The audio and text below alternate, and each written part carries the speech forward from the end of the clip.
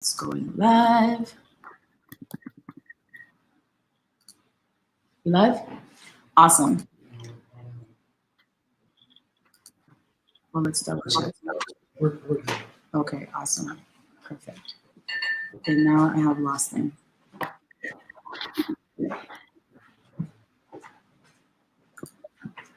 All right, guys, thank you so much for joining in with us. We have Segun and Jessicah. Hi, guys. Hi.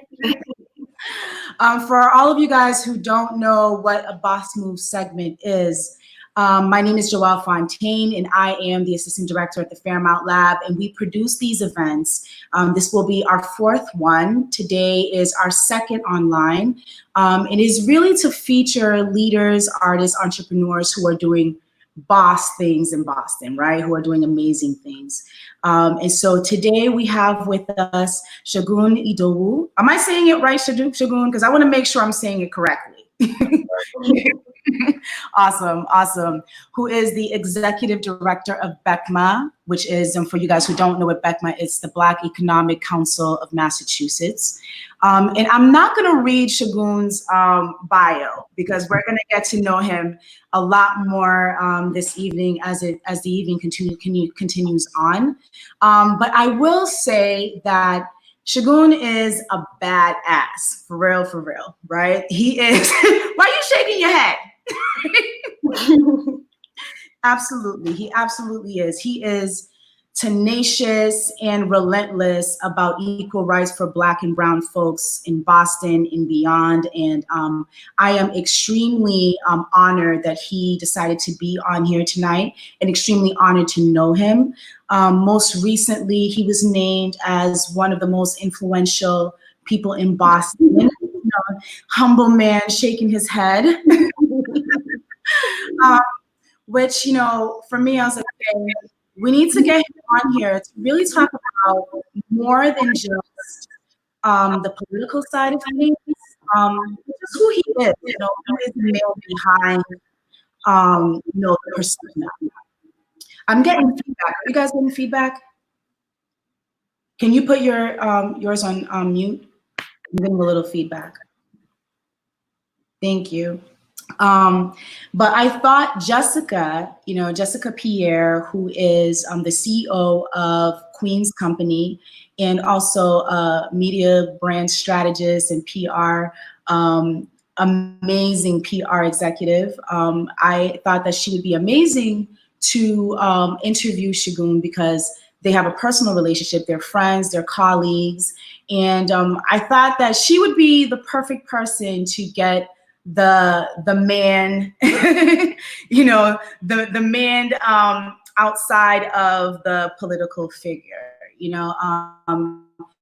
So I'm really excited that you guys are here. Before we start, you know, Boss Moves is a really laid back event. It's Friday night. Most people are at home watching this. Before we start, I do want to make a toast. I know you guys have your drinks. What are you drinking, Segun? I can't hear.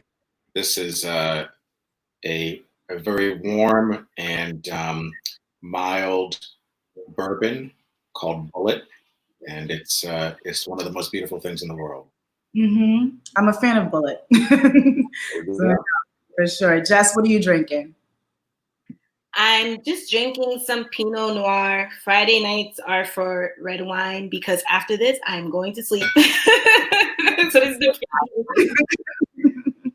And I am always drinking Jameson. I'm a whiskey girl in a nice fancy glass. But I just want to toast to you guys. You know, I think you guys are changing the climate, the landscape in Boston. It's been really exciting to see the new generation that's coming up in politics, and you know how you're making it cool, right? For seriously, you are, and you're making it interesting for the people who are of your generation coming after you to want to be involved in politics.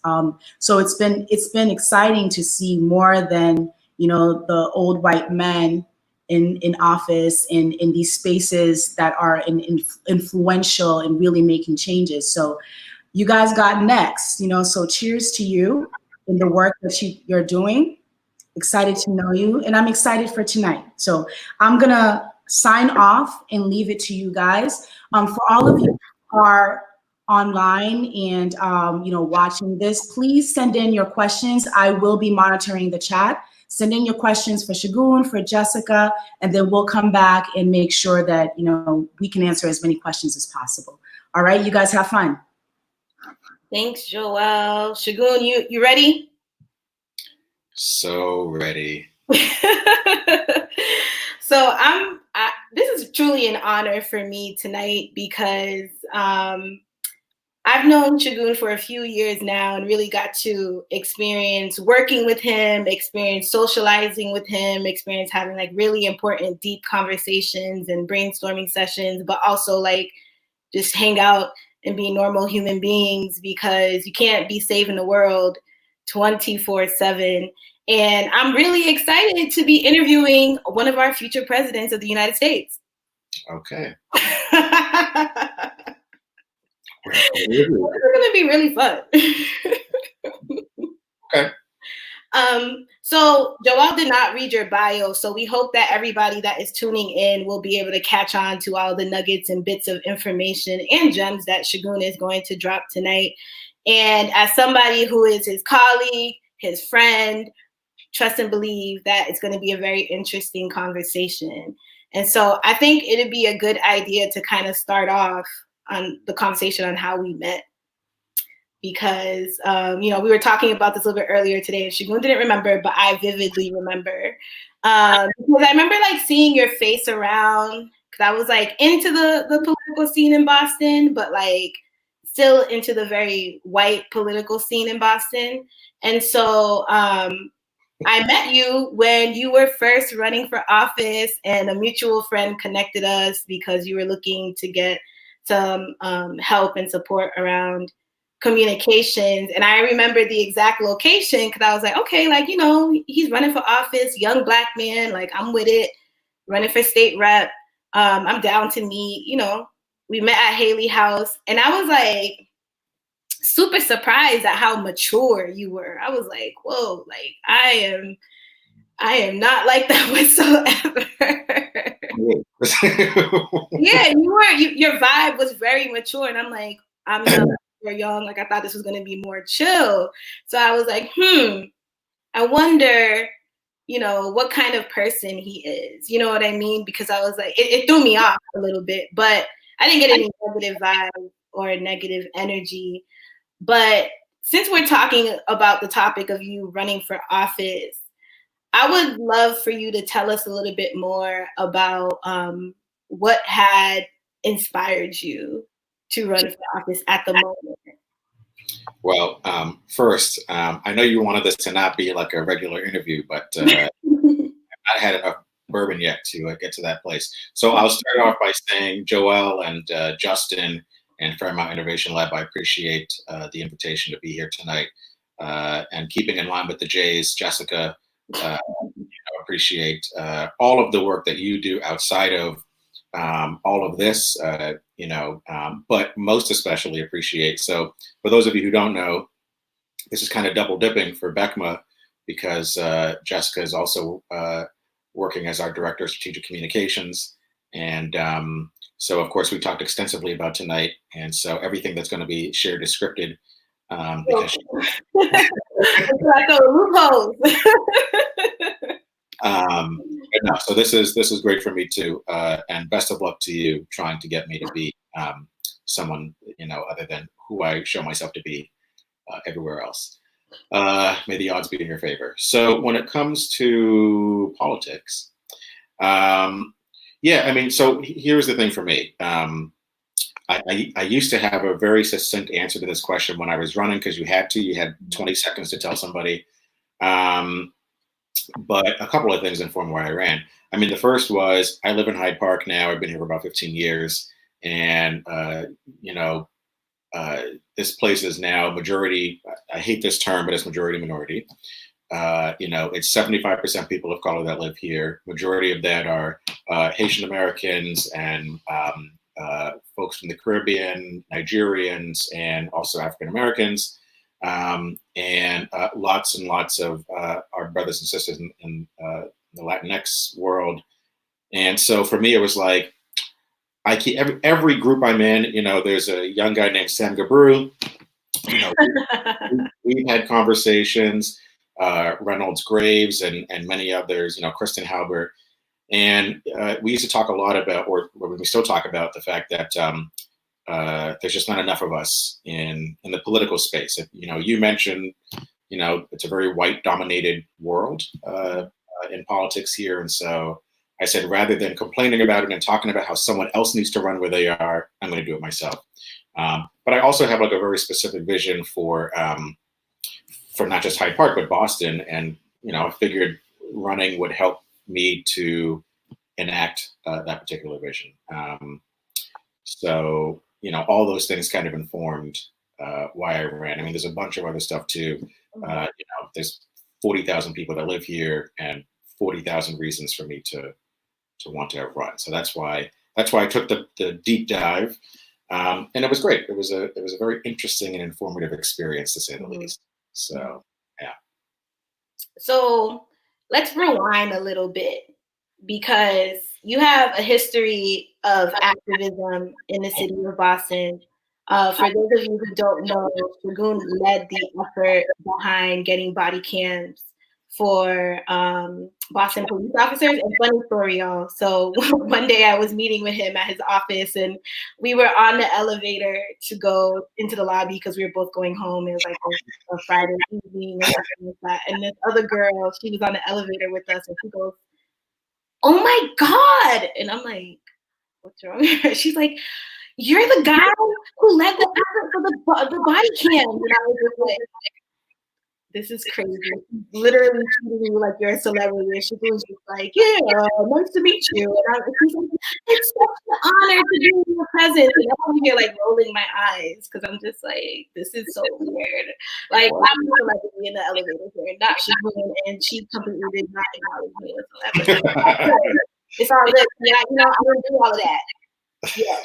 But you know, one day I'm gonna get there. But please tell us a little bit about how activism became a part of your story.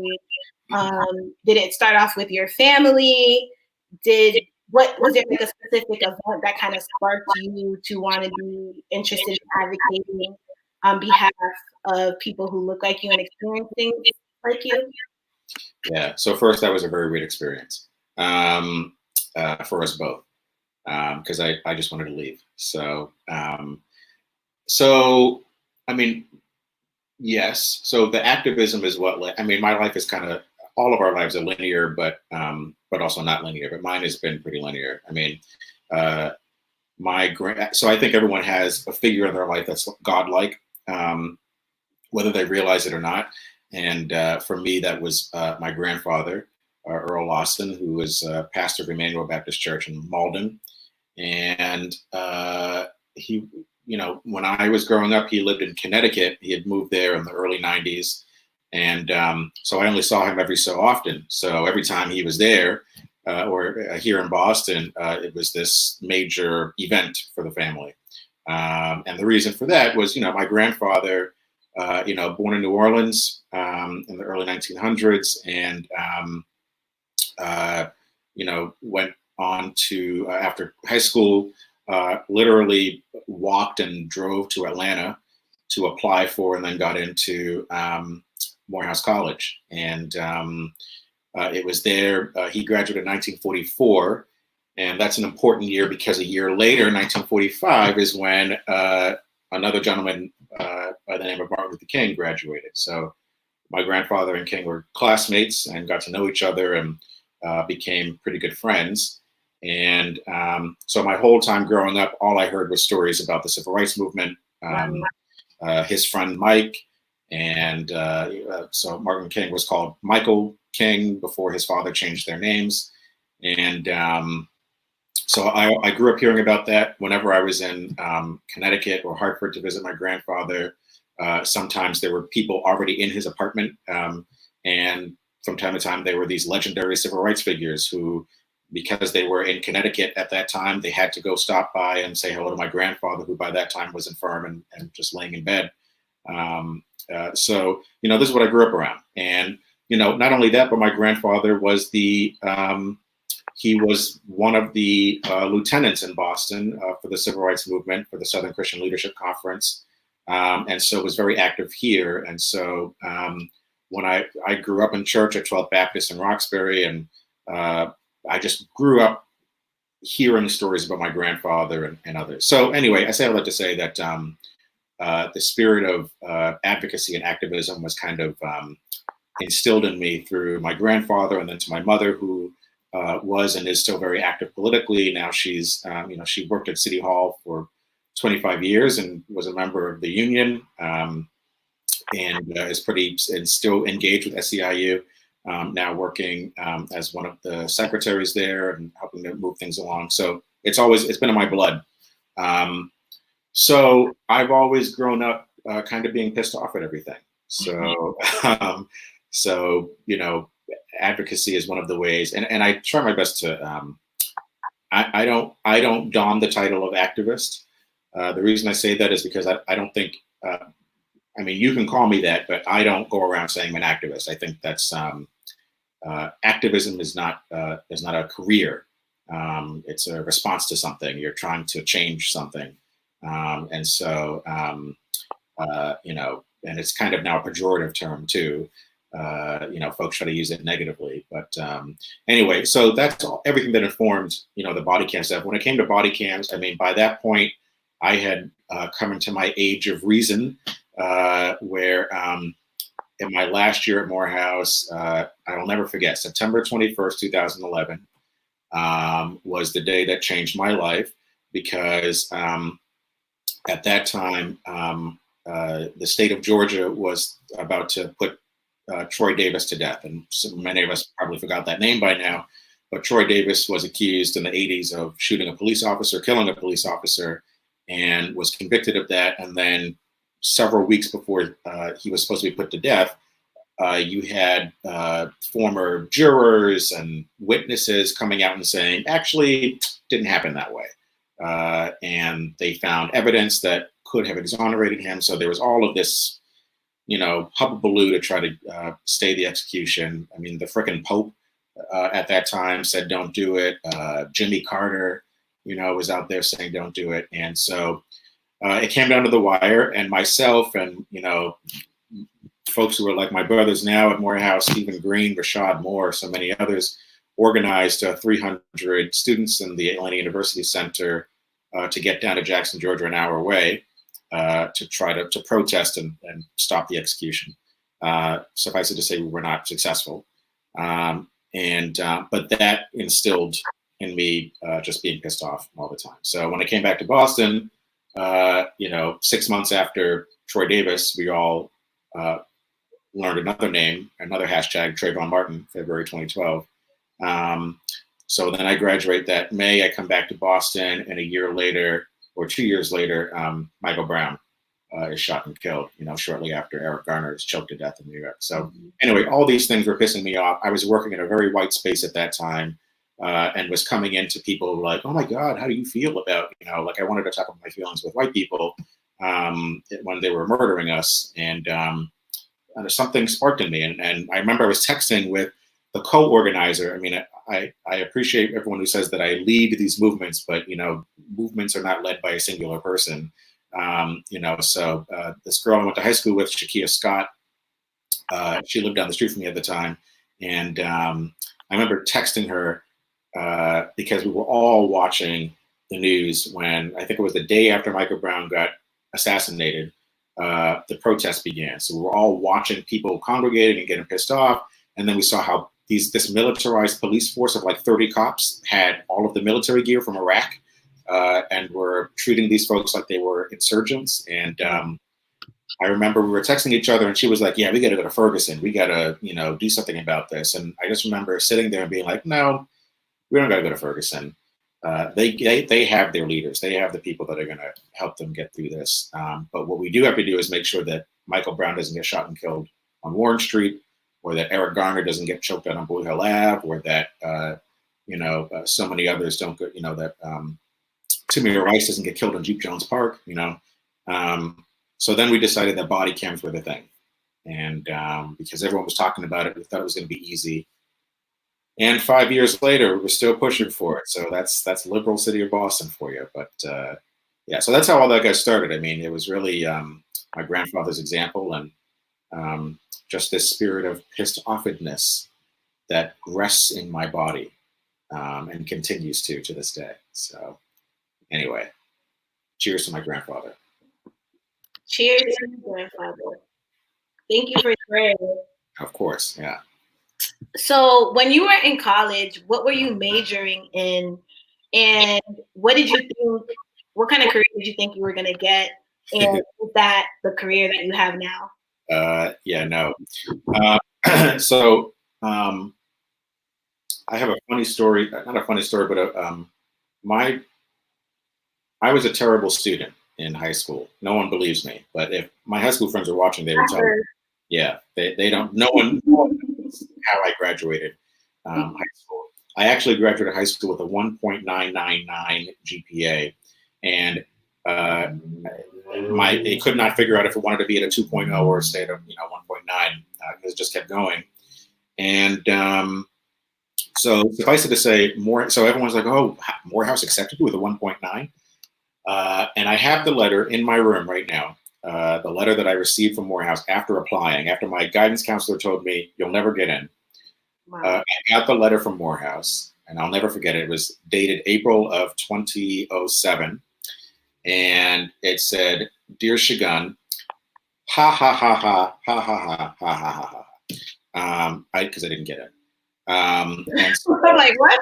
It was like, what? You thought you were getting in? 1.9 GPA, you volunteering. What is this? You have nothing. I was an SGA for like a year, but other than that, I had nothing to my name. The only thing I'm known for, and I'm not talking about it tonight, don't really care what you do. We can stop the recording now. The only thing I was and still am known for from my high school is Segun parties. And I'm going to stop it there. We'll move on. But I'm telling you. You brought it up, so you gotta give at least give us like a little bit of the PG version. You used to have people at your house. Like, what's a Segun party? They were house parties that. So I got, and I have no problem telling the story of my high school career because I always hope it gives some hope to kids. Well, I share with them all the time whenever I'm in a school. Because they look at the bio, which is completely not true, or it's like people think like he was born and then he became executive director of BECMA. It's like stuff that happened in between. But no, I got held back in the 10th grade, and it's because of Segun parties, and I missed 88 days of school. And I would say roughly half of those days were spent having Segun parties. And clearly I was the fool because I'm the only one that got held back that year. Everybody else went to Segun parties and and they all kept going on in grades. And I was held back in the 10th grade, but they were really fun. They were really fun. So this makes sense why you're a little washed now. Because I try to get to go out with me and hang out, and he's not for it. Like, if I have a party and I'm like, hey, like, I want to invite you, you gotta leave the tie at home. First of all, can we all just take a moment to acknowledge the fact that Segun does not have a tie on, and great. You look great. I am here for it. I think Kofi has said you look dapper, and I definitely agree. So, the tie and stuff is cool for work. But outside, you gotta vibe out a little bit. So I'm proud of you. I will. You started early. You started partying early, so that kind of makes sense why now you're just kind of in your bag. You're focused. Yeah. Well, I'm also always concerned I might run into someone who was at a Segun party who didn't have a good time. So anyway, so so we did that. So I got held back. Then I didn't graduate on time, and then didn't get into my dream school. So then I went for a year to UMass Dartmouth, and boosted. So I had a 1.9, and I boosted my GPA to a 3.2 when I was at Dartmouth. and everyone likes to give me credit for that, but you've never been to UMass Dartmouth. It's very easy to boost your GPA because it's made out of stone and there's nothing to do, literally. So I had no alternative but to be in my room. That's why quarantine really doesn't have any impact on me. I'm used to this. I've been doing this since college days, sitting in my room, not leaving, doing anything. So wow. I'm fine. Sure. Yeah, that's when it started. But yeah, so did that and then got into school. So, but I never knew what I was going to do. I think so my grandfather, like I said, was a pastor. I was told my whole life that I was going to be a pastor. So I assumed that this is what I was going to do. So when I was at Dartmouth, I think I had general studies, so there was no major. When I went to Morehouse, I don't think I selected a major. I definitely didn't choose anything the first year I was there. But my girlfriend at the time had convinced me that possibly education was something I wanted to get into. And it's because I would always be in a group just talking and sharing knowledge and all that kind of stuff. And I would have had no problem teaching high school kids because you can curse and you can punch them and, you can, well, yeah. And all that. But yeah, so it just seemed natural. But quickly discovered that's not what I wanted to do. So I switched my major to history because I've always loved history. And again, it could be because of my grandfather, and that's what I grew up around, is learning all this stuff about what was going on. So I switched to history, and I've been set since then. That grounded me. That it's why I have good writing skills now, because I had to write 30-page papers, every other month.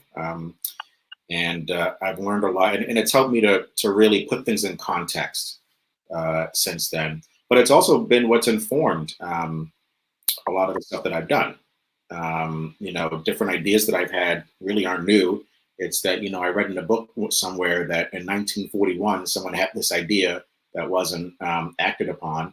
And I'm like, here in 20 whatever, it makes sense to try this again. And then we do it. The body cam stuff, what we did for that, completely informed by the civil rights movement. Because what they did in the civil rights movement was they said, before we march, here's what we want. Like literally every single thing spelled out how we want it. And then they had to, the white folk had to argue down, why not? And then if they didn't get what they wanted, then they marched. So that's what we did. We wrote policy. And so rather than saying, because the other thing is history also shows you what not to do. So, I grew up in Boston, and there, I love everybody. I love all Black people. I love my elders who laid the foundation. But there are some people, some of our elders who have been talking about the same thing for 40 years, and we are still talking about it, still in the same predicament. And that's all they talk about is, for 40 years, I've been doing this and nothing has changed. So clearly we got to switch something up. Mm-hmm. So, what I discovered is that one of the issues, because of history, is that folks always say that they want something, but they never say how. Mm-hmm. And so for us with the body cams, it was, we want body cameras, but who's going to tell, do we want to say we want body cameras and then let city council or Boston Police Department or the mayor say, and here's how it's going to happen. And then we're going to be pissed off and say, no, no, no. And now 20 years later, we're still fighting against it. Or are we going to figure everything out, do the homework for them and give it to them and then argue from there? And because we did it that way, the body camera policy that's in existence now is like 60%, 70% of what we wanted. If we had done it the other way, we'd still be yelling about it. Anyway, that was a very long-winded answer of you asking what I majored in. So history. That's my answer. History. I'm curious. So, first of all, why the heck did you come back to Boston from Georgia? Because Atlanta is just like the Black Mecca. So, what made you? I feel like a lot of people that either go to school in Atlanta or go there for a job, they don't come back. So, what made you come back to Boston? Yeah. A couple of things. So one of the issues at there's a young woman named Stevie Renee. She graduated from Spelman in 2012, and she had the best line when it comes to talking about the Atlanta University Center, which is Morehouse, Spelman, and Clark Atlanta University. Mm-hmm. She said, the AUC is like Disneyland dipped in ghetto. And I will never forget that. And it's actually a pretty accurate description. But the whole point is that this is a fantasy land. Mm. So a lot of people, so at least from my perspective, being in the AUC, a lot of people are like, oh, this is Atlanta. This is life in this area.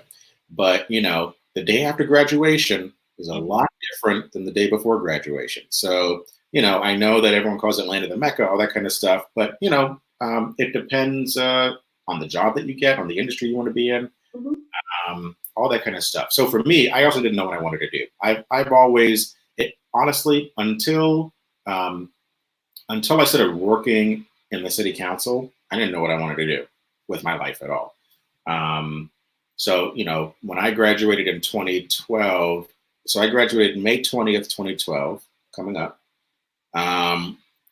In January of 2012, my grandfather died. So that was life altering for me only because, well, I mean, I think whenever a family member dies, it's life altering if you're close to them. But for me, it was particularly life altering because, like I said earlier, I have been told all my life I'm going to be a pastor. So I was shadowing my grandfather. I would talk with him either by phone. Mostly we wrote letters to each other. That was how he preferred to speak, or talk to one another because he lives in Hartford. I loved it. So we would write letters to each other, whether I was in Boston or Atlanta. When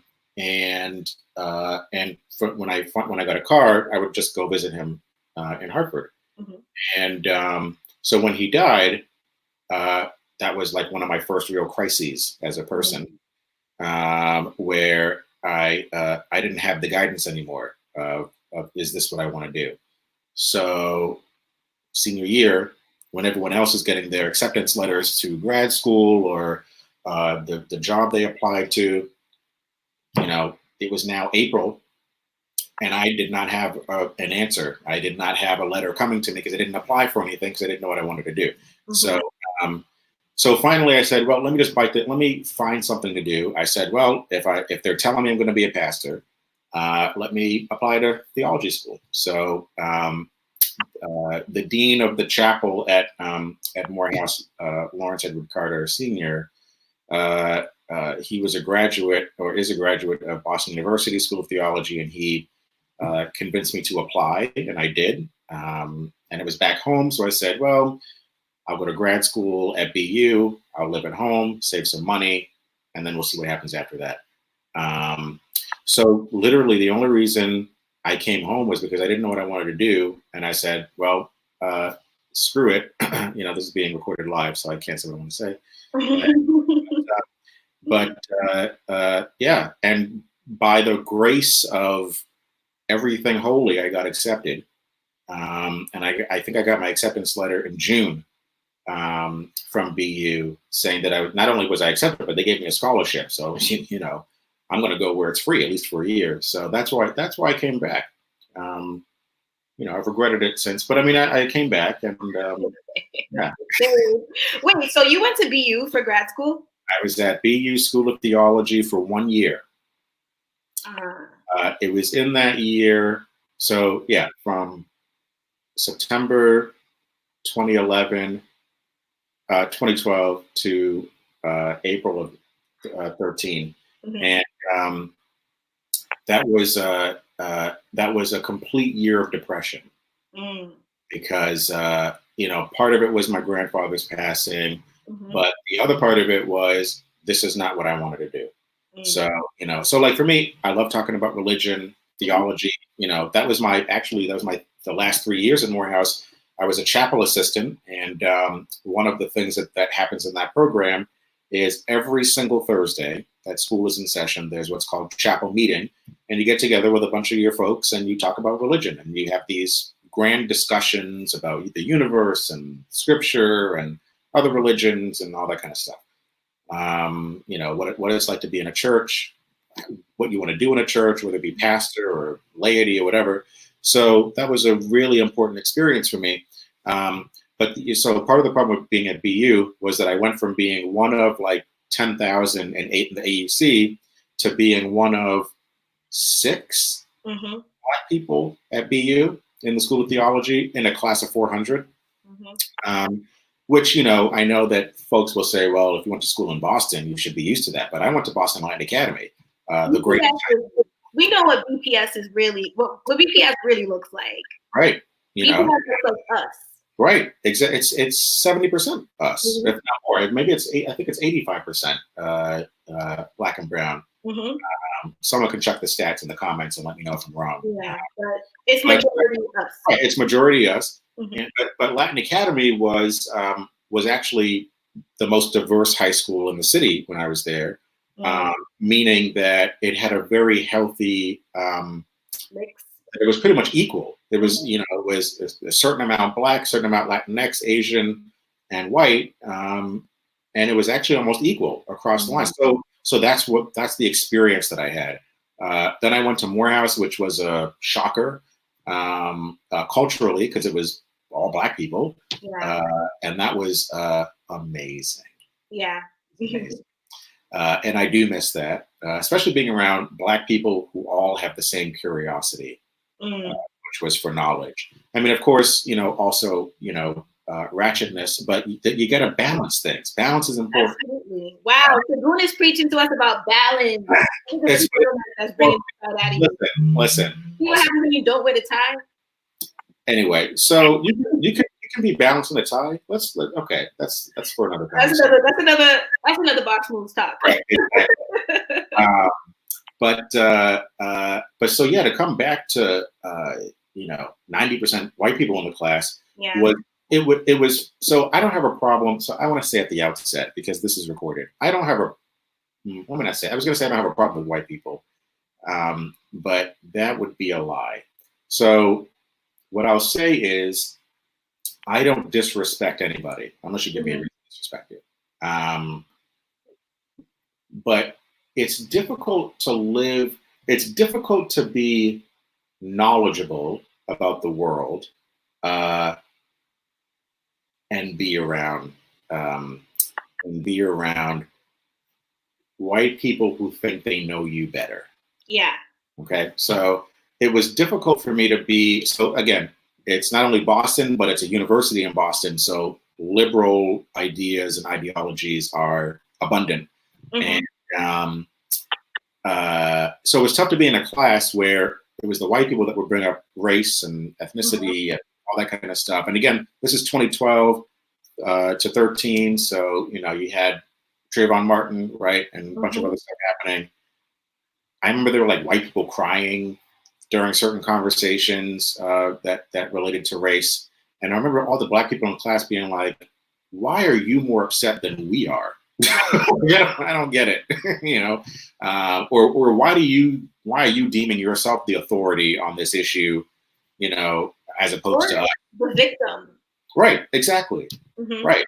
But it's weird because folks who many, there are some liberal white people who try to be more Black than you. Meaning they try to be more, we'll use that word, more victimized, but not like a white person victimized, but like,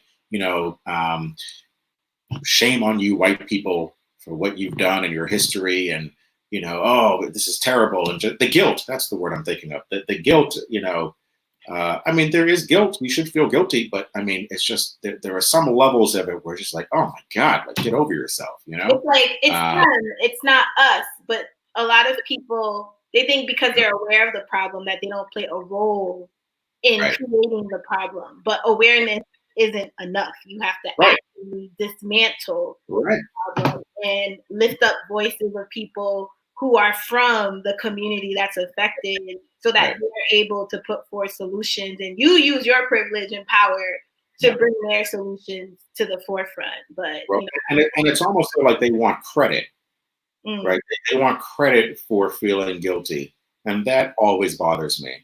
It's like, listen, when the revolution happens, that does not matter. It will not matter. Anyway, it will never make you feel what we feel. Right. Exactly. So that got a little tiresome. So after that year, I mean, they paid for it. So I took the free year, and then I left. And that was my time at BU. Great people I met there. Whether I met great professors. In fact, one of my professors from college wound up coming up here to manage the Howard Thurman papers, Walter Fluker. And actually, that was one of the saving graces for me when I was in school, because he was my advisor as well. And so I got to be able to talk with him from time to time to get through those feelings and emotions. And met a lot of great Black folk there, Carrington Moore, and a great guy. And he's an associate pastor up at Myrtle Baptist Church. And then Art Gordon, I met him when we were both at BU together.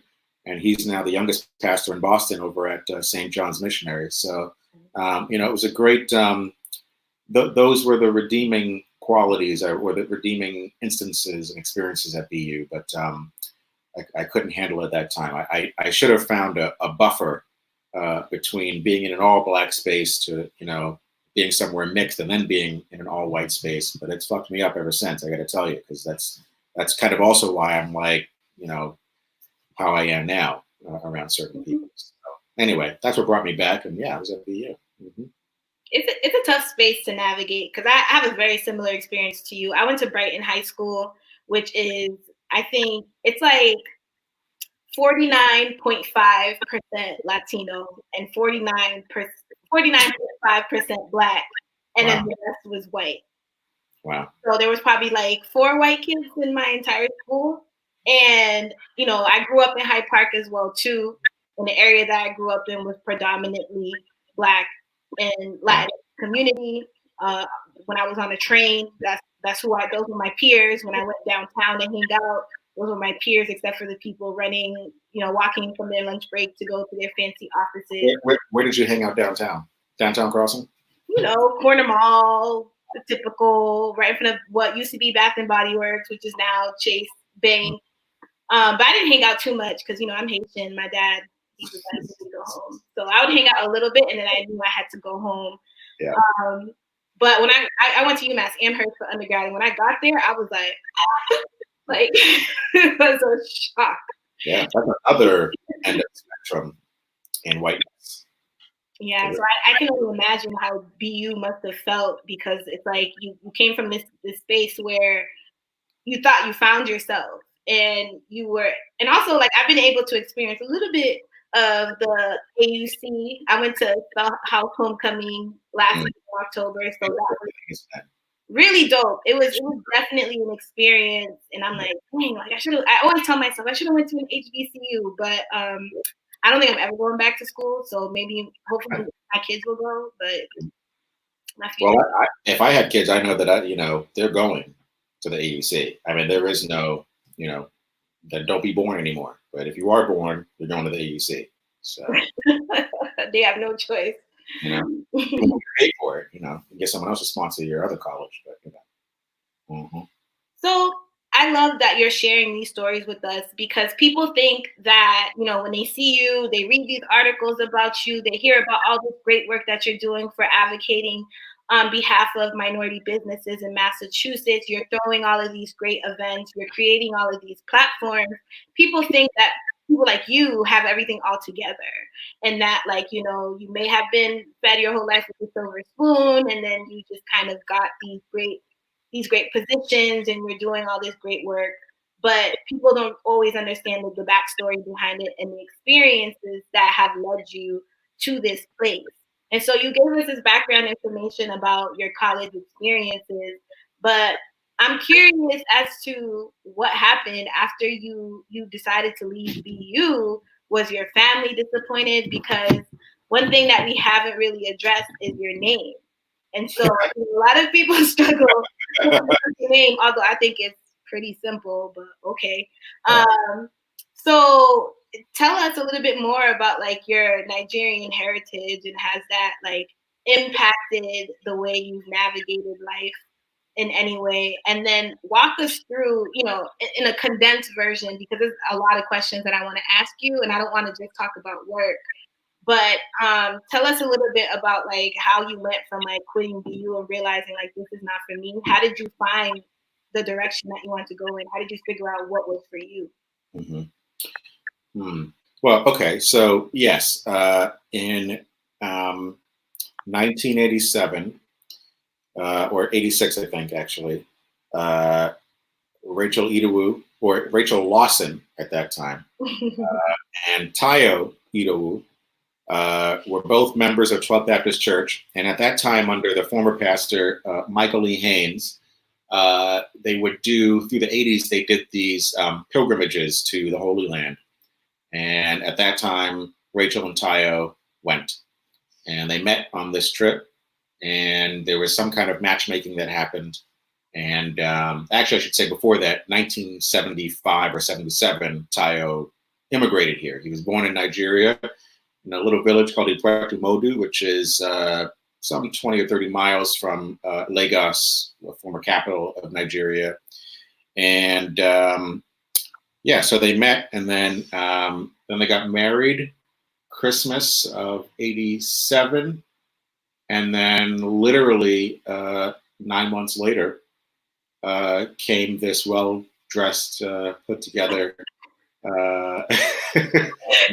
nice smelling young man that you see in this. You came out the womb with the tie on? Out the womb. Now, listen, I know you think it's a joke, but I dare you to find a picture of me as a young child, not in a suit and tie. It won't happen. It won't happen. So all y'all who keep talking, the suit and tie to the Shagun parties, right? Well, we don't talk about Shagun parties here. But outside of that, I'm just saying, you know, I've been doing this all my life. So, you know, the whole don't wear a suit and tie thing, this is literally all I've been wearing. It could have been in the womb as well. Who knows? So, so yeah, my father's Nigerian, so I'm literally an African-American. So yeah, I mean, it was an interesting house to grow up in, because my mother, being America, has a different style of rearing a child, and my father and all of the ancestors on his side have a very different way of rearing their children. So suffice it to say, it was a very interesting household when we grew up. But, you know, end of the day, you know, here I am, scars and all. So, you know, that was interesting. All, you know, with my name, even the, you know, the way I say it, you know, is different from the way my father says it, but my father says it differently than my mother. How does your father say it? Segun. Segun is that's how my Nigerian friends say your name is. Right. You know. And I have no, listen, I have no problem with it. I say it that way. I just know that we live in America. And if I want people to be able to say the name, and I don't have to go 10 different, well, this is what I thought. Yeah, I was about to say, really? We're a little bit more work than that. 5 letters, 2 syllables. The last 3 letters is an object that, you know, 100 million Americans own. But yeah, sure, go ahead with the Segun, you know, and the Segun and all that. So it's like literally people just have to figure out the S and the E, but they spend too much time on the latter part. Anyway, so you know, so that's always been difficult. But yeah, so that was that. So in terms of leaving school, I mean, was there disappointment? No. And the reason, but the reason though is because I had a conversation with my parents before I left. I didn't just drop out and say screw all this and move on. You know, I had a conversation individual with my mother, and you know, talked about a lot of stuff. I mean, the thing too was like I was wrestling theologically. Again, I went to theology school to become a pastor, and everyone else thought I was on that trajectory because, again, my whole life they said you're going to be a pastor. You're going to be just like your grandfather. And then after my grandfather died, I said, well, now I get to make decisions for myself. And I said, I am absolutely not at all going to do that. I love people, but not that much. I can't do that. I have no patience to be a pastor. So anyway, short version is that, you know, there was no disappointment. And at that time I was already interning for Charles Yancey, a city councilor at that time at the Boston City Council. So I was an intern. And then after I had let them know my plans, and then I left. After I left school, then I became full time, and then rose in the ranks. Essentially, I mean, I went from being an aide and doing constituent services to then helping to write policy, and then following the counselor around to different events. And I mean, essentially, the counselor was grooming me, which I appreciated very much. So, so it really took all that to set me on a particular course. I mean, again, with the body cam stuff, I would not have even thought about policy had I not had that experience at City Council writing it. So I was able to put together what an ordinance would be, how that would look in order to make body cams happen. And, you know, that's all she wrote from there. So, so that's really, it's these experiences that happen. You know, I was born with it. Anyway, yeah. That's really awesome. And I'm really happy you kind of shared this trajectory, because Joelle mentioned something earlier. She said that, you know, you're making politics cool. And what I really love about working with you is that you're a disruptor and you're not afraid to disrupt. Because for me, I'm an activist at heart. Like, you know, I'll kiki with people, I'll play the game, but at the end of the day, like, I'm all about what's best for my people. And I appreciate that you are also one of those people that's genuinely looking out for your folks. You're not in it because of your ego. You're not doing this work because you're doing it for the money. Like, you're literally doing it to create change. And that's something that I can always respect about you. And that's the reason why, like, you know, I'm always willing to work with you on whatever you need. Like, I'm here to help and just support and uplift, because there's not a lot of people like that nowadays. And I think that a lot of us as Black folks, like, we're kind of scarred about people who kind of come in and say that they want to help improve the conditions that we're living in. And they're really not in it for the people, they're in it for themselves. And so if you're watching this and you don't know who Segun is, and I'm not even saying this because I work with him, because like I said, I met Segun like casually before, and we recently started working together it hasn't even been a year yet, last summer on the Mass Black Expo. But, you know, I've seen him in the right spaces. I've seen him say and do the right things no matter who's in the room. And so I can always appreciate that about you. Yeah, and, well, it's also because I'm privileged. I mean, you know, like when I was in college, I was known as Little Malcolm, and it was because I would talk shit about the administration to their face, actually. Wait, Malcolm X, Little Malcolm? Yeah, especially senior year. So, like, I remember our senior Crown Forum, which is the Crown Forum is assembly for the school every Thursday morning, and for our senior Crown Forum, I was asked to deliver a speech, essentially our commencement speech, because folks did not like who they had chosen for commencement, and so they asked me to deliver some words that the senior class would have liked. And at that speech, I called out the president and the administration, and the president was sitting right behind me, and blah blah blah. And that made everybody happy. But my thing was, I didn't mind doing it, and don't mind today, because I have a certain type of privilege, which is the fact that I have a strong support network through, you know, my parents, through my circle. And I just, you know, in my head, I'm just like, I'm going to be all right. If I lose this job tomorrow, I'll be good by Monday, right? Because I have a strong support network. So for me, it's like, so I say that because it is a privileged place to be, where you're not concerned about your job or living condition or whatever. Like, and the same was true in school. I lived off campus. They weren't going to take away housing from me. I wasn't on scholarship. What are they going to do to me? They can't kick me out. You know, I was top of my class. What are they going to do? So now that I'm there, so maybe I should use this. So the same thing here in Boston, where people ask for permission so much from white people, and I'm just like, for what? I mean, it's like you can swear, because this is the embodiment of like giving zero fucks. Okay, well, this is also recorded, and no kids are watching. These are literally all of our peers. Okay, I was like, let me go make sure none of my board members are watching right now, because it's like, then I could be out the job tomorrow. Who knows? No. But you know, so for me, it's a responsibility.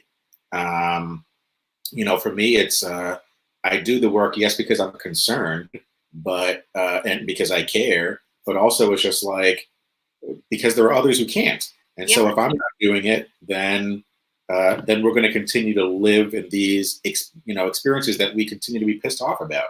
I'm not going to bring up the most recent thing that's happened in Georgia because I really just I cannot I can't mix anger with bourbon, with that kind of despair and being pissed off. But but anyway, so it's because I'm privileged. So I appreciate the kind words, but it's also for me, it's my job. I mean, I'm supposed to be doing that, and that's why I hate talking about. I mean, you know, I understand everywhere I go from now on, everyone's going to talk about that Boston Magazine thing, and I'm going to always roll my eyes because the other thing is like we haven't won yet.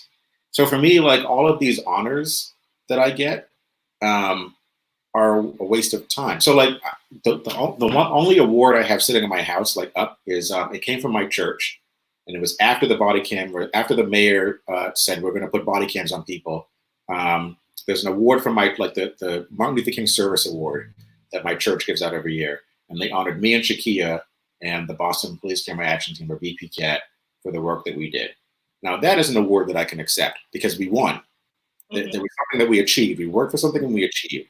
But for like economic justice or most influential because you know, he didn't. What was the BOMAG thing said? I mean, the body cam thing, sure, although they said single handed. They celebrated something that you won. And yeah, the other thing was started a group, transportation group, a progressive group or something like that. But talked about the economic stuff, and I'm just like, it is the racial wealth gap in Boston is still $250,000. You know, Black people right now continue to be 60% of the deaths for COVID-19, still less than 1% in contracts. Like, save your awards. I want to win. That for me, that's the award. I want to win. I don't need to be on some white person's list about influential. But also tells me that means the whole thing about being privileged. But I'm also heading in the right direction because the fact that I'm on the list and talk shit about white people, I'm like, okay, cool. Then it's affirmation that I'll keep doing what I'm doing. But even if I'm not on the list, I'm gonna keep doing what I'm doing. But that we got to get. So anyway, I hate that shit. That's all. That's the roundabout way of saying. I hate that. So I appreciate the shout out and all that, but I that's why I don't take compliments very well because I'm just like, I want it to be said. Here is the person that was part of this movement that achieved X. But right now, it's all about he speaks truth to power. And I'm just like, we've been doing that shit for 400 years. I want to win. Anyway. Well, I think you deserve to be on that list because of everything that you're saying right now, because there's a lot of people in the city that get recognition for doing absolutely nothing, for just being who they are, or just saying the right things but having no action to back it up. So I was actually really happy that you made the list because it's like, wow, they're actually recognizing somebody who's creating real change in the city. And I think that that's a good step forward. It's a small step forward, very small. However, I think it's something that should be acknowledged. And whether you celebrate it or not, I'm happy that you do it because, you're representing for all of us. I love the millennial scene in Boston because like we literally have the audacity to come and try to change shit. Like can't nobody really tell us nothing. It's not because we feel entitled to it. Well, maybe some of us do, but it's because we know that the progression of our people, like it literally depends on the work that we do. We carry this burden and this load because we know that we have a responsibility to create a better world for the generations that come after us. And I was really happy to see you on the list. I was like, yes, he belongs there because Segun puts in work and it's genuine and authentic work. So I know you're gonna be like, shut up, Jessicah, stop commenting. But only because be a flower, Segun. It's a white person's list. So I said to a friend of mine after it came out, I said, Now, when the Bay State Banner names me one of the blackest Bostonians of the year, I will accept that award. I will put that all over my Facebook and Twitter and Instagram and all that, and say, look, these are my flowers, what I want. But to be called, but again, look at the list. But it's, again, like I said, it's a white man's list, and I appreciate the author of it, David Bernstein. I think he's a great writer and has he speaks truth to power in his own way. But it's somebody's opinion. The other thing is, like, I hate these lists, because then it makes what I originally wanted to write on my Facebook post was that that lists are dangerous. They're dangerous because it makes the people on the list feel like they are this grand and superior person. That, look at me. I'm on this list. I'm considered one of the most influential or powerful people based on the white people's definition of influential and powerful. Because look at some of the people on that list, and I'm not just talking about black folk, but look at some of the people on that list. Have you heard of them? Do they move you to do anything? No. It's because politicians listen to them. That ain't power to me. The power to me is being able to get your community to do something. You can get 50,000 people to show up to the State House or the City Hall. That's power to move the community. So anyway, but and then on the flip side, if you're not on the list, you feel inferior. Like, what am I not doing that I'm not on this list? Yeah. You as a person are working harder than 20 people on that list that I can name right now. But it's like, so I hate the list. I really do. Every list, not just this one for BOMAG, every list. Because at the end of the day, there's black is Bostonian. Except I will take that. I will take, especially from the Bay State Banner, because I grew up at the Bay State Banner. I can still smell the ink on my fingers when I was 6 years old, picking up the paper at 12th Baptist Church, faking like I was reading, didn't know how to read, but was looking at the pictures, sitting in the fifth to last pew next to my grandmother, pretending to read the paper. I will never forget that. The Bay State Banner does that. I will be happy about that list. But other than that, it doesn't mean anything until I win. When I win, I'll take the list. That's all I'm saying. I just want to win.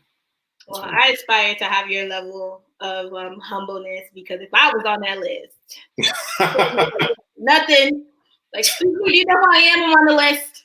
Don't talk to my assistant, because I'm on the list, and now that deems me to automatically have an assistant. So. Yeah.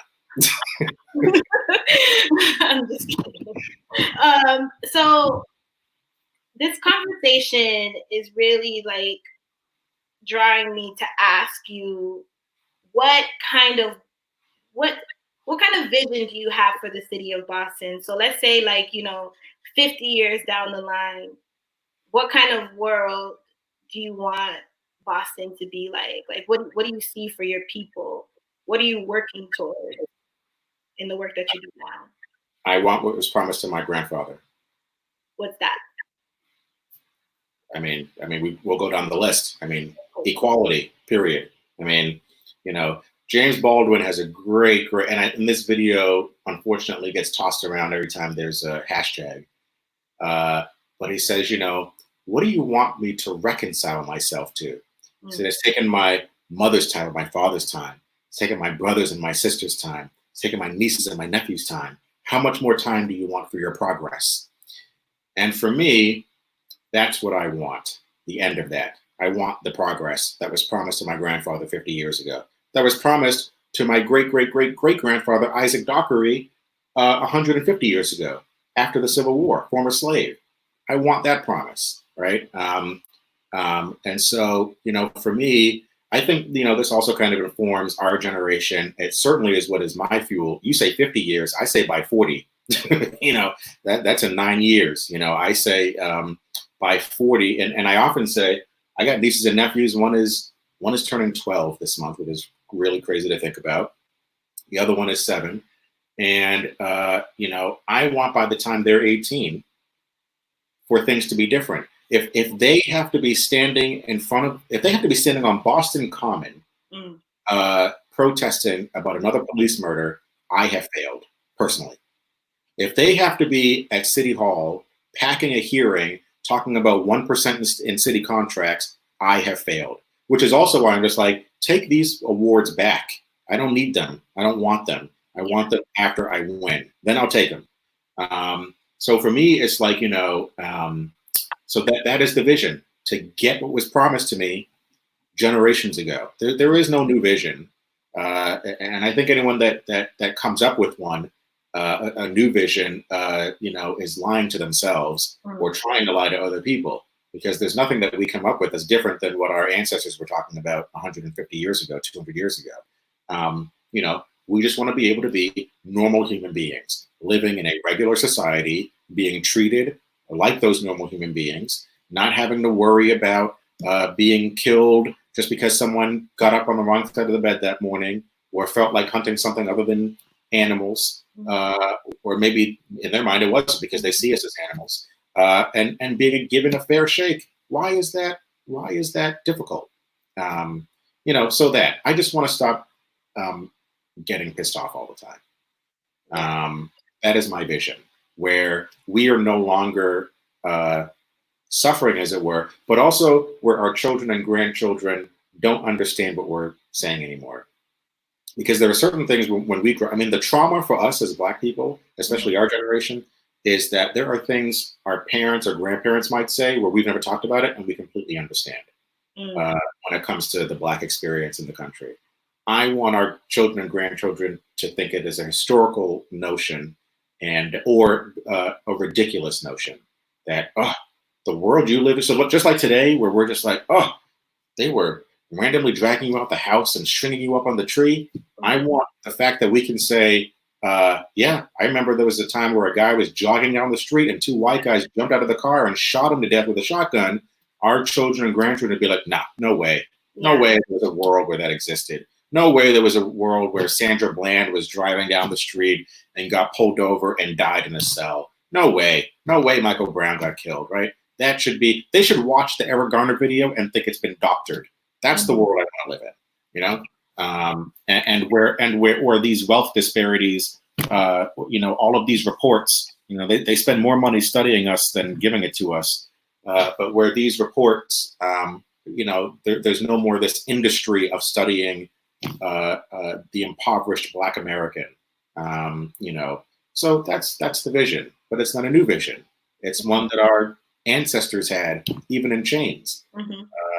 So I just want what was promised to them. That's what I want. I want what is owed. That's my vision. That's super powerful and very, very real. I want to shout out everybody that is commenting in this live conversation. We appreciate you guys for joining us. We appreciate you guys for being a part of the conversation. We're going to switch gears a little bit.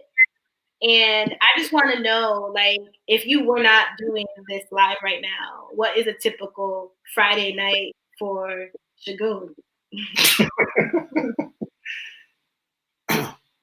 Well, what I'm going to be doing after this call is going back to my emails and and doing work.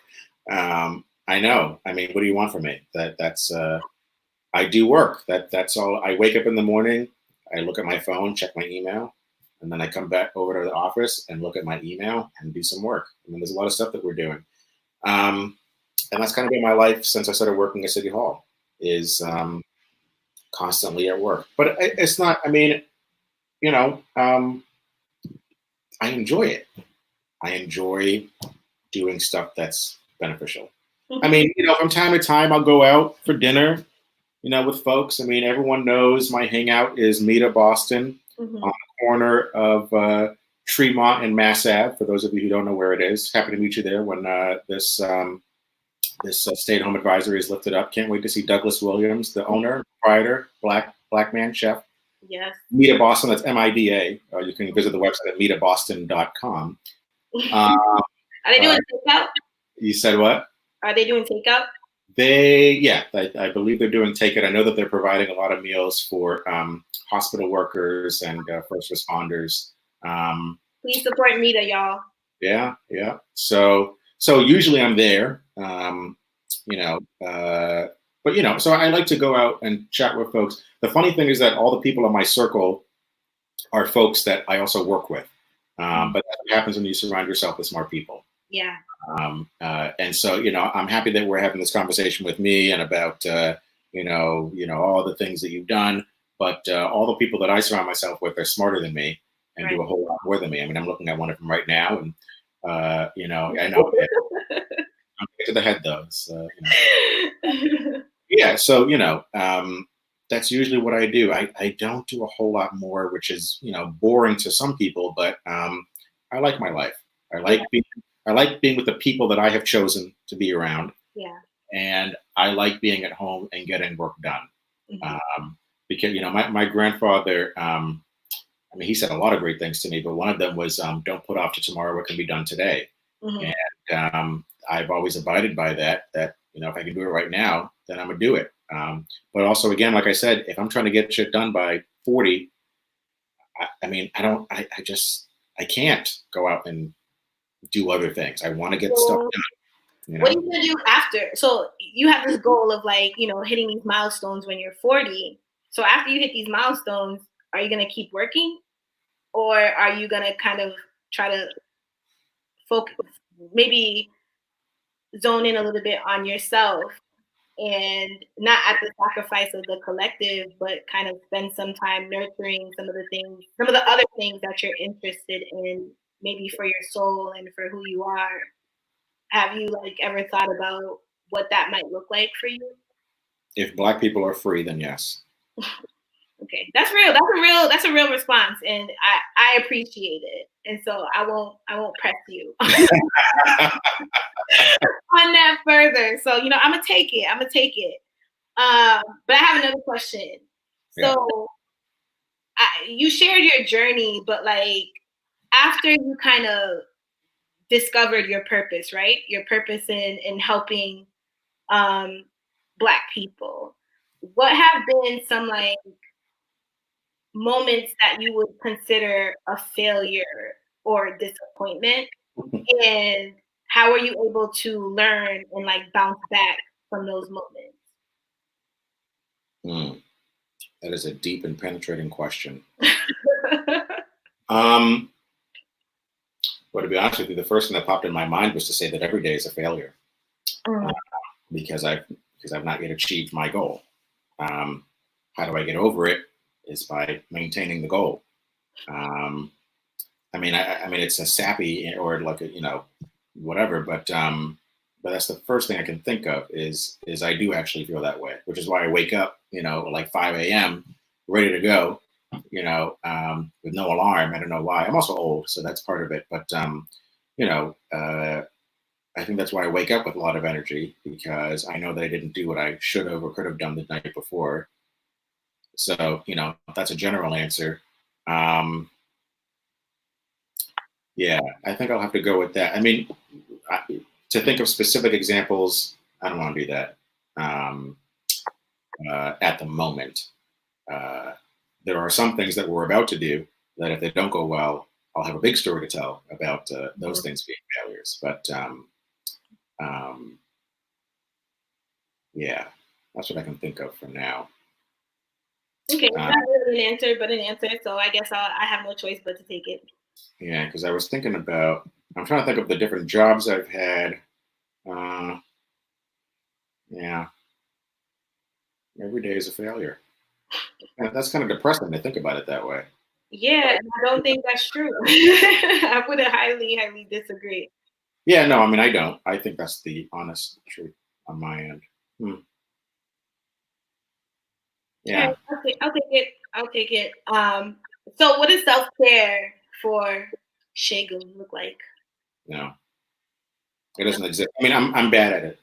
I don't have good self-care practices. I wish I had something to share about, I meditate or, no, I can't do all that. My mind is racing all the time. I don't get enough sleep. I don't drink enough water. Eat too much bad food, drink too much liquor. I have terrible self-care, terrible, always at the laptop doing whatever. Someone will knock sense into me one day, but terrible self-care. And very often now, particularly in the last few months, feel completely overwhelmed. Yeah. And you know, and burn out a lot. But you got to work through. You know, at least that's what I do. So,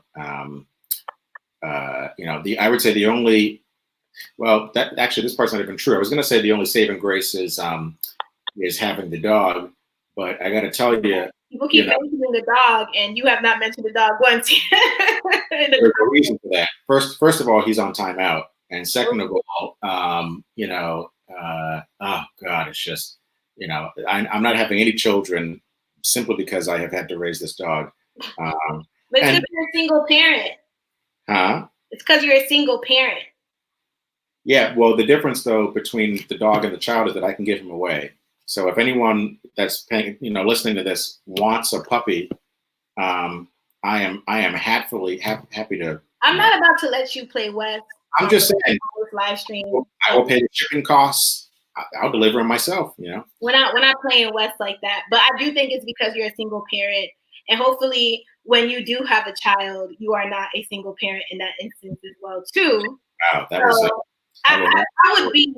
I would be remiss if I didn't ask, you know, because if people want to know, are you single? Yeah, this press conference is over. So, just let the people know, because you know who wants to shoot their shot. Of course I am. I mean, leaders need love too. You said what? Leaders need love too. That's a good hashtag, actually. Yeah. Leaders need love too. Come on, if y'all want to comment in the section, hashtag leaders need love too. I would love to see a Tinder for leaders, and that should be the tagline right there. Leaders need love too. So yeah, I mean, yes, of course I am, but I mean, it's because, like I said, I spend all my time doing work. Mm-hmm. At the end of the day, people are gonna get upset with that, and that's actually happened to me in the past. So I'm not doing all the relationship stuff tonight. I don't know what you thought was going to happen, but I'm not going down that path. But what I will say is that the work ethic has gotten in the way of a love life in the past, a couple years ago. And so, yeah, that's where it is. I mean, of course, you know, you gotta, you know, what do you call it? You make time for who you want, all that bullshit. Tracks, but okay. You know, end of the day, I do make time for who and what I want, and it's my people. And then I do my work. So, but you know, that's why, you know, wherever you are in life, doesn't matter if you're the president to not the president, you got to find someone who's as busy as you. Yeah. And it could be not busy at all, and they play games all the time with you and whatever, or busy as hell. You got to find someone that's as busy as you. Because that was the mistake that I made, you know, a few years ago. Mm-hmm. And that's why, you know, I'm single, because they were not as busy as me. And then it puts a strain on the relationship, because then they have all this free time, and then you're not responding to texts and blah, blah, blah. Or have time to go out, you know, every single night, you know. So anyway, find someone as busy as you. But I'm happy with what I'm doing. Yeah. That's relatable. But y'all heard it first. He is single. So any equally as busy, fabulous women, please slide in the DM, shoot your shot, because Barack has Michelle. Oh my God. So make sure y'all holler at him. He's a very great guy, stand-up guy. You know what I mean? So make sure y'all slide in the DMs or whatever. Uh-huh. What are some of your, like, I'm asking this question again because I want to know, like, what are some of your, like, interests and hobbies? Like, you know what I like? It doesn't have to be anything that's like non-work related, but like something that hits you a little bit more personally, like something you do for yourself. It's not necessarily the work or the people or doing it for the people, but something that you do for Segun. Also tough to think about and answer. I mean, you know, I Netflix a lot. I write a lot. Oh, really? That's great. Yeah. Read. I go for walks from time to time without the dog. Yeah, like that. I mean, when I was driving, it would, to go for drive. I mean, actually, I like driving. So like the other day, a couple weekends ago, I just hopped in the car and just drove, and I wound up making it to Worcester randomly, but it's because I just drove, and but I get a lot of thinking done when I'm by myself and on a drive. Actually, so like when I was in school, I used to drive from Boston to Atlanta every semester, back and forth, and I would want to do it myself. And so when you go out with people, or when you drive with people, it can take up to 24 hours. Yeah. People want to stop and go to the bathroom and all that dumb stuff. But for me, it was like, nope, you just have to get gas, maybe pick up a snack, keep going. But I always appreciated the drive. I got a lot of thinking done, so I like doing that. And I like talking to people. I like one-on-ones. I like going out with folks, dinner, drinks, all that. I always appreciate being around my folks. And yeah, so those are the moments that I enjoy. Speaking of dinner and drinks, one thing I want to tell everybody about you as well too, that I think I've adopted this from you. So all of the meetings that Segun and I have had, where we just like end up going to like a restaurant and grabbing something to eat, you always ask our server what their name is, and you always address them by their name and really treat them with dignity and respect. And that's something that I actually noticed about you, and I've adopted myself too, because I think that everybody deserves to be treated with dignity and respect. And I think that sometimes when you take the first step in treating them in that way, it could literally change the trajectory of their whole day or really shift their mindset. And so I think that's something small but really powerful that you do. So thank you for the things that you do, both big and small and everything in between. And I just want to, in case you guys have not been really paying attention to what Segun has been doing, which is kind of hard because, he's been featured in the Boston Globe, Commonwealth Magazine, Bay State Banner, Channel 7 News, Boston 25. And I'm not saying this to necessarily be like, he's just everywhere just because. He's everywhere because he's literally leading the forefront of lifting up Black businesses in this time, COVID-19. We know that Black people have been disproportionately affected by this pandemic, and we know that Black businesses were already in peril in this situation in Boston and in Massachusetts in general. So now things have gotten a lot worse. And so just to give you guys a little bit of a synopsis on what Segun is working on, because it's a lot. So he is working on making sure that there is an equitable distribution of any type of relief fund that's going out to small businesses throughout the country. And he's advocating on the city level, he's advocating on the state level, and he's also advocating on the federal level. And so we really appreciate all of the work that you do for all of us. I got to work with Segun on last year's Mass Black Expo, and really hearing his vision was just super inspiring for me. And I just think it's really important to find people that you're in sync with as far as the work that you want to do and what drives your work. And so, like I mentioned before, the fact that you're all about the people is something that I will always respect, and I'll always tell people that you're the real deal because you are. So enjoy all these compliments, even though I know you hate it, because you got to take it. It's the truth. It is what it is. Thank you for sharing.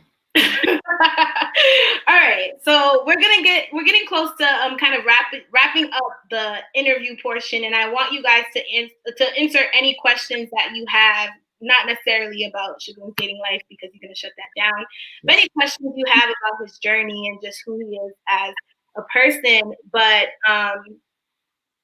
oh shoot, I think I forgot where I was gonna go with wrapping things. Oh, this is where I was gonna go.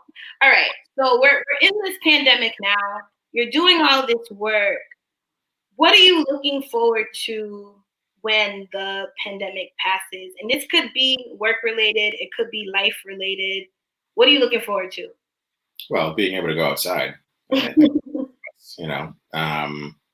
being able to see people again. I mean, literally everyone is on a screen. And I've actually always hated that. That's one reason I was bad at texting and FaceTiming and all that kind of stuff, because I appreciate the in-person experience. Yeah. That's how I was pre-COVID, and now it's excruciating on my end to have to see people this way. So I want to be around people again. I want to see my people again, not just Black people, but my friends and family. So I'm mostly looking forward to that, and then all the work-related stuff that you know about, obviously, but seeing all those things through. So the PPE stuff, the fund, and getting some folks some money, getting folks some contracts, and I'm looking forward to the expo. I mean, we're still figuring that part out, but it's going to happen. So yeah. But at the end of the day, I want to be around people again. I think I draw my energy from that, and yeah, man, Black folks, man, it's just something about being around us. Everybody wants to be around us. Yeah. And experience our culture, So yeah, I'm looking forward to that. Me too. I miss giving and receiving hugs, and I the same way I miss being around a lot of people as well. I miss going out for food and drinks and just hanging out and not being cooped up inside the house. But in the meantime, we all got work to do, every single one of us. So to end off our conversation, I'd love for you to share some advice for people who are listening, who maybe want to enact change and don't know where to start. Maybe they were you in high school throwing shotgun parties. Maybe they were you in grad school where they're like, this is not for me, but I don't necessarily know what direction I want to go into. What advice would you give to people? You know what? That's always a difficult question for me to answer, because I still haven't figured it out. So it's like I'd be giving people an incomplete manual. Well, I'll share the advice my grandfather gave me, which was don't confuse motion with progress. I say it everywhere I go, but it's been the advice that's inspired every single thing that I've done. So I guess if there's one thing I can do is to dispel the same wisdom that he gave to me. Do not confuse motion with progress. If you push a rocking chair, well, he said his rocking chair, but if you push my rocking chair, it will move and make no progress. And so every single thing I've ever done since 2012, 2011, I guess, every problem I faced since then, I have viewed it through that prism, through that piece of wisdom, not to confuse motion with progress. So that then I compare everything I do to that. Is what I'm about to do for fashion and fame, or is it going to actually yield some results? Which usually requires rolling up your sleeves. And I can do all the heavy, dirty work in a suit. I don't mind it. There's dry cleaners down the street from me. And so, yeah. So that's the advice. Don't confuse motion with progress. Perfect. And if people want to get involved with BECMA or want to become a member of BECMA, where can they go to? Yeah, folks can visit BECMA, BECMA.org, and they can find out all the things about becoming a member. But, I often say I'm a bad executive director because at the end of the day, the mission of BECMA is to serve and strengthen Black businesses. And so if you're a Black business, we are going to advocate for you and serve your interests, whether you're a member by payment or not. There are 600,000 Black people that live in Massachusetts. And so to me, there are 600,000 Black businesses here because we're all entrepreneurs of some sort, and we all manage and control some business. We all have some idea inside of us. And so therefore, BECMA represents you. So visit our website to stay up to date. But, any questions you have or anything you need, we're here to give it to you. Awesome. Thank you. Welcome back, Joelle. You guys are just awesome to listen to. There's been a lot of comments. I don't know if you guys have been peeping it. There's been a lot of comments about chemistry and all that, but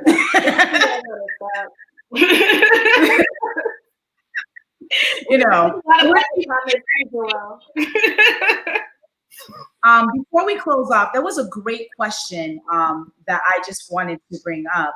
Someone asked, what would you do today, Segun, if there was no tomorrow? Damn, y'all asking all these tough questions. I thought this was going to be a CNN interview, but you want to ask all these tough questions. What would I do today if there were no tomorrow? I would probably start the revolution. Or do they mean personally? Like, what would I do? Would I jump off a mountain? That kind of thing. Would I go bungee jumping? Is that what they're asking? However you want to take it.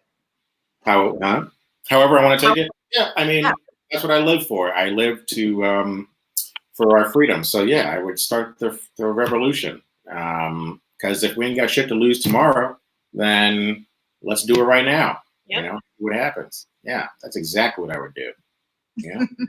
I'm with it. That sounds about right. Yeah. You guys did an amazing job. Segun, I think your grandfather would have been really proud of you. I feel like, with all the stories you told us tonight, I feel like I know your grandfather because I don't know him, but I can see him in you. Jess, you did an amazing job asking the right questions, keeping the right balance, and getting Segun to open up. Oh my goodness. I'm proud of you, for real. You told us about the Segun parties, which I want to hear about. Bring it back. But thank you guys. This was amazing, very informative. Exactly how I wanted to spend, and all of us wanted to spend a Friday night. Thank you all for tuning in on Facebook and on YouTube. We will be coming back next week for another Boss Moves. We'll be featuring Paul Goodnight, an amazing artist, and he will be interviewed by his daughter, Aziza Goodnight, which is an equally amazing artist. Yeah, so you guys should come back too. She's the ED for TCP, so it's gonna be an amazing conversation, you guys. We're gonna try to continue this as much as we can while we're still in the stay-at-home order. But we thank you so much for joining in, and we wish you a wonderful night and a great weekend. All right. Thank you. Thank you, everybody.